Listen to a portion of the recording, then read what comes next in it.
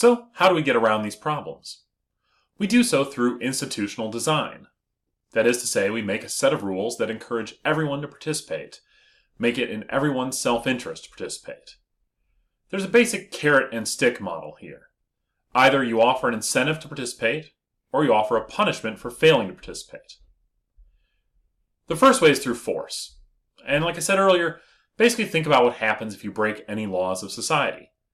The government comes to take you, puts you inside a big steel cage with a bunch of other people who break laws as well.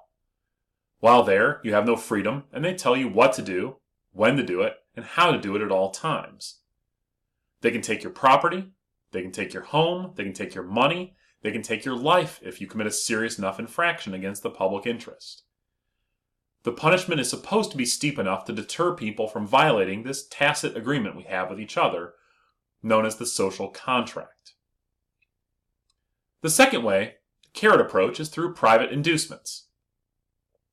This basically means that we give people benefits who comply with what we want them to do. So if you agree to carpool with 2 other people, we let you drive in the HOV lanes, which are theoretically faster on the way to DC, although that often doesn't seem like the case. Or for a while, if you bought a hybrid car, they'd let you pass in the HOV lanes because hybrids pollute less, and that's achieving the goal we want you to achieve. They can also give you tax rebates for buying energy-efficient houses, appliances, cars, improvements to your property, solar panels, whatever. The government can give you money for doing things they want you to do effectively.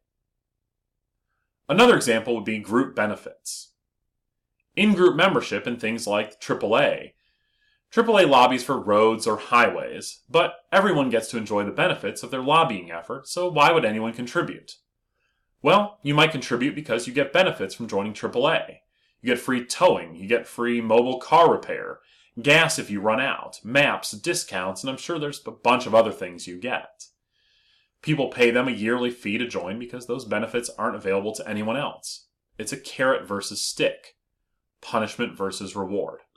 So finally, we're going to wrap up this lecture today with some general principles of collective action I want to talk about that we will be visiting throughout the class. So I want to make sure you really know them now, and so you can apply them later. The first is command authority. This refers to the authority of one actor to dictate the actions of another. Command authority basically means I can tell you what to do and you have to do it. This gives its holder comprehensive control of those within its scope of authority, those it commands. This is rare in American politics, but it happens when we need clear, strong, decisive action. A great example of this is the President's role as Commander-in-Chief of the Armed Forces. We can't decide battle plans by committee, and we need a strong person at the head of our armed forces, so the Constitution empowered the President with these responsibilities, and it trickles down through a command structure with generals, colonels, majors, etc. Someone tells you what to do, and you have to do it. A second type is veto power. It's similar to command, but it gives one person the power to say no instead of saying yes. I can't tell you what to do, but I can give you a list of things you're not allowed to do, and then you work within those parameters.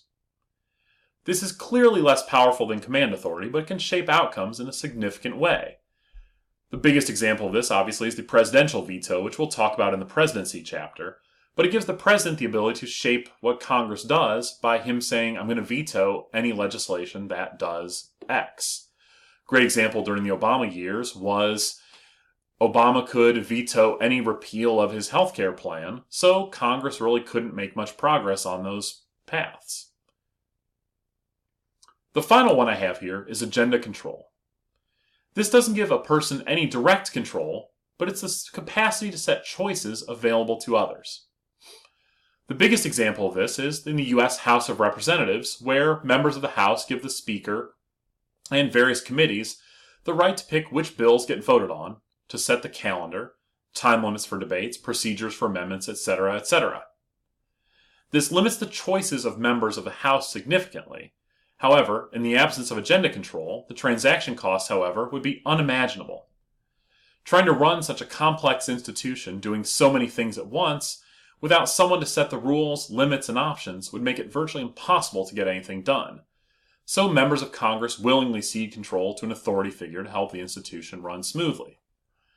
Maybe a more practical one is something my partner and I do where I will give her 3 choices of where we want to go to dinner tonight, and then she will pick one of those 3, or vice versa. Sort of set the agenda, narrows down the choices, makes it easier to pick. This sort of agenda setting power can be useful in helping narrow down broad choices. Do I want A or B is simpler than what do I want? Well, that's the end of part 1. Thank you for watching, and make sure you're keeping up with the readings in the book. It'll fill in some of the gaps, reinforce things I've talked about, get you ready for the quizzes in the class. So thank you all very much. Hope you have a good one, and looking forward to seeing you in class and lecture 2.